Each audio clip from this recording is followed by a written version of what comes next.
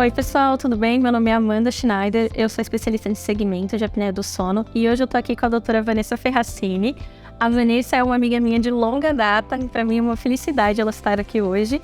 A Vanessa é uma fisioterapeuta que ela já é especializada em medicina do sono pelo Instituto do Sono de São Paulo, membro da Associação Brasileira de Fisioterapia Cardiorrespiratória e Terapia Intensiva, professora da Liga Nacional do Sono, especializada em Fisiologia do Exercício pela ESPM e também é aperfeiçoada em Fisioterapia Intensiva, especializada em Ortopedia, Reeducação Postural RPG e Quiropraxia. Um currículo enorme. Como é que você tá, Van? Tudo bem, Amandinha. Eu tô muito feliz de você estar aqui hoje. Obrigada pelo convite. Eu que agradeço por você vir, viu? Sério, de coração, muito, muito obrigada. E eu gostaria de saber, começar perguntando por que você se tornou fisioterapeuta. Então vamos lá. Eu sempre tive uma veia muito cuidadora, e muito preocupada com as pessoas. Então, desde sempre, eu sabia que eu queria fazer algo relacionado à saúde, E fisioterapia é o cuidar, é o reabilitar, é trazer literalmente o paciente de volta à vida com muita qualidade. E isso é o que sempre me encanta e encantou na escolha.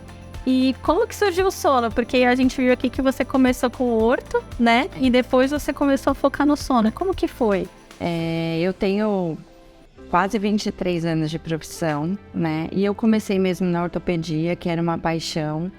E com o tempo, a gente vê que a ortopedia demanda muito corpo, E em certo momento eu comecei a me cansar e também me lesionar. E aí eu precisei fazer algumas escolhas onde eu pudesse atuar com fisioterapia de forma inteligente, menos corpo e mais cabeça, E aí eu fui para a parte cardiorrespiratória, onde uma colega me apresentou o sono, que era muito novo, quase ninguém trabalhava com isso em reabilitação, não em diagnóstico. E aí eu fiquei encantada, Na época tinha pouca informação. E para você ter ideia, os equipamentos, eu aprendi na raça, sentada no chão com caixas de manuais e me virando com tudo aquilo e muita experiência mesmo, sabe? O acesso à informação era pouco, hoje em dia a gente consegue qualquer modo operacional no YouTube. Antes era tudo muito difícil e isso tudo me fez, cada vez mais, eu literalmente me apaixonar pela área. E para o pessoal entender um pouco, o que faz um fisioterapeuta do sono? Então vamos lá. O fisio do sono, ele trabalha literalmente no distúrbio ventilatório, que é, a grosso modo, o estreitamento da via aérea superior. Então, o fisio é responsável por melhorar a ventilação do paciente, melhorar a patência da via aérea e promover melhora da troca gasosa. Então, a gente trabalha no processo mecânico ventilatório. Entendi. E quais são as principais doenças do sono que você atua? Tá, então sim, essa é uma pergunta interessante e importante, porque eu sempre falo que o físio, ele não pode simplesmente chegar e adaptar um CPAP para apneia. Então, assim, a gente tem que partir de uma anamnese, conhecer a história clínica do paciente, entender das comorbidades associadas, saber um pouco de farmacologia, da medicação que ele toma, para a gente poder atuar de forma assertiva. Então, assim, eu acredito muito numa abordagem multidisciplinar, Antigamente, quando eu comecei, assim, o domínio da apneia era muito do otorrino, porque a queixa principal era ronco e parava ali, Hoje, o estudo do sono ficou tão grandioso que os meus principais indicadores hoje são cardiologistas, pneumologistas e psiquiatras. Então, a gente tem que entender um pouco de insônia, de depressão, de ansiedade. A gente tem que entender a medicação de uso contínuo desse paciente, o que impacta nesse ritmo biológico mesmo, como que ele dorme, se tem drogas de efeito de ação curta, efeito de ação longa, Cardiopatia, pacientes com arritmia, hipertensos refratários resistentes, o que ele já toma de droga, qual é o comportamento do sono validado no mapa e no Holter, né? Os pneumologistas, a doença de base respiratória, se é uma asma, se é um DPOC, né? E entender se ele faz de outra dinâmica de suporte ventilatório, e como que a gente vai trazer isso para o sono sem prejudicar o dia do paciente. Então, assim, ser fisioterapeuta do sono hoje não é simplesmente pegar um CPAP e abrir uma via aérea superior. A gente tem que entender de uma gama muito maior, farmacológica, patológica, saber interagir com os colegas médicos e outros profissionais, fonos, dentistas, psicólogos, né, educadores físicos. Eu acredito, você sabe, você já trabalhou comigo, numa abordagem multidisciplinar. Eu acho que é um grande segredo do sucesso. É uma forma de você olhar o paciente globalmente, né? Eu lembro até na época das aulas da faculdade que meus professores falavam, não olhe o paciente só naquela queixa dele. Então, assim, não olhe só o ronco, porque por trás do ronco vão ter outras coisas. E olhar o paciente de uma forma global, como você está falando, é o segredo. Eu posso dizer que hoje você atua especificamente, então, com a apneia do sono. Exatamente. E para o pessoal entender um pouco melhor, o que é a apneia do sono? Então vamos lá. A apneia do sono, ao contrário de que todo mundo fala, né? Muito paciente chega no consultório, é apneia o tempo inteiro. Não, o próprio nome já diz, é do sono, né? Então, quando a gente dorme, tem um estreitamento ou um colapsamento total da hipofaringe, né? E é importante saber que não existe só um tipo de apneia, existem alguns tipos de apneia. E estamos falando da mecânica, né? Que é da hipofaringe. Então, esse estreitamento pode ser total ou parcial.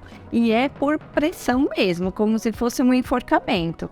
Então, o úvula, palato, fundo de língua, isso tudo quando a gente deita, exerce uma pressão na hipofaringe e acaba diminuindo ou abolindo a passagem de ar, né?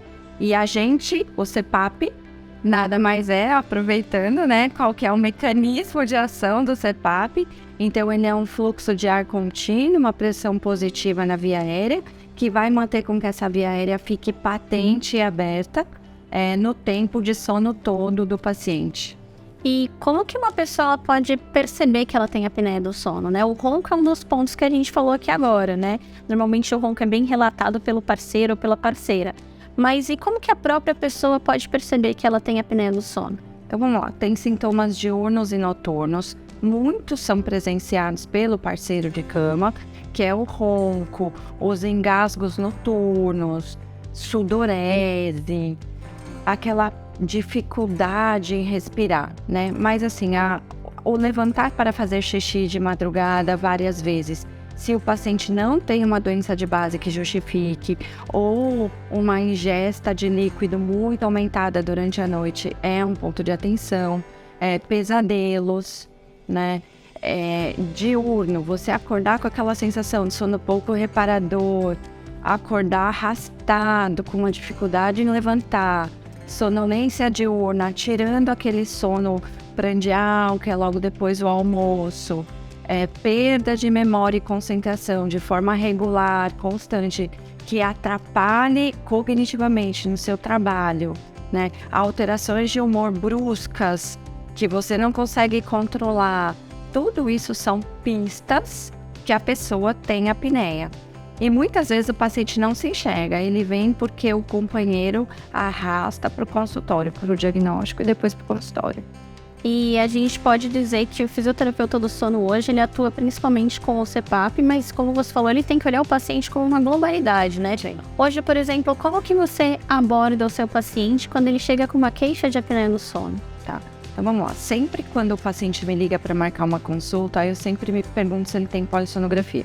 Então, chega o paciente com o exame validado e com a apneia diagnosticada. Chega o paciente que usa CPAP há muitos anos e não faz mais controle disso. E também chega aquele paciente que, por exemplo, usou o CPAP, por qualquer motivo ele achou que melhorou, abandonou o tratamento e quer voltar a usar. Então, assim, para esses 3 casos, a abordagem é diferente. Então, o paciente que vem com apneia, às vezes ele não acredita no resultado do exame. Então, aí a importância do físio estudar de fato e dominar aquele exame para ele poder esmiuçar, explicar aquele exame para o paciente é uma forma de você convencer o seu paciente que ele precisa se tratar. O paciente que ele está sem tratamento, sem acompanhamento, então eu já falo, traga tudo. CPAP, máscara, mapa, holter, exames laboratoriais, exames de polissonografia, mesmo que antigos. Então o paciente vem, a gente faz a leitura do cartão de memória desse CPAP. Se não tiver, às vezes a gente consegue na tela do CPAP algumas informações. Se não, a gente pode lançar a mão de uma polissono tipo 3 ou de uma polissono tipo 4, né? Se o paciente for resistente, a gente também pode já readaptar esse CPAP nesta mesma consulta e voltar em uma semana para ver como é que foi os dados. Se ele não quiser ter um equipamento moderno que permita o monitoramento à distância irregular e contínuo, né? E também tem o paciente que, por exemplo, fez uma cirurgia bariátrica, né? Ele tinha lá um MC de 80 e veio para um MC normal e ele acha, porque o pouco diminuiu, que ele não precisa mais usar CPAP. Isso é uma grande inverdade. A gente não pode dar alta para um paciente sem validar com o exame. E lembrando que o CPAP, ele sempre vai dar um resultado positivo se ele estiver bem adaptado, né? Então, assim, não, a validação da apneia tem que ser feita sem o CPAP, para os pacientes pós-bariátricos principalmente. Perfeito. E você tem alguma dica para o pessoal, para eles melhorarem um pouco a qualidade do sono deles, para eles perceberem que tem apneia do sono? O que você gostaria de deixar para o pessoal de mensagem? A informação que eu deixo a gente está numa era, graças a Deus, atenta à qualidade de vida, né? Então, as pessoas estão cada vez mais conscientes de que dormir bem vai refletir diretamente na sua entrega profissional e pessoal, né? Então, observar a sua entrega. Se não é um problema pontual, que eu digo, alguma coisa pontual que tá te fazendo perder o sono, ok. Mas se isso for se tornando uma recorrência, tem que ser investigado. Se o seu parceiro de cama observa alguns sinais, que não precisa ser ronco, pode ser um sono mais agitado, pode ser alguns engasgos, algumas pausas respiratórias presenciais, sem necessariamente ser com ronco, né?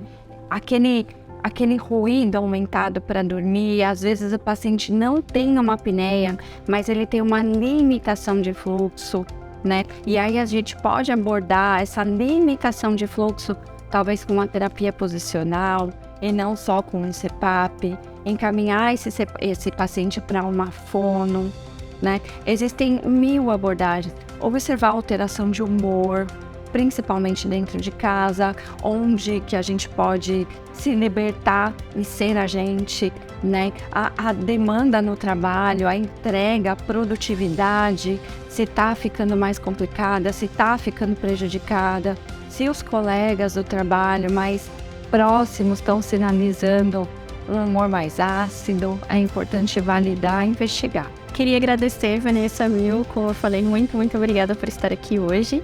E para você não perder nada desse conteúdo, eu peço para você se inscrever aqui no canal, curtir, comentar e compartilhar com todo mundo, porque eu tenho certeza que vai te ajudar bastante a dormir melhor.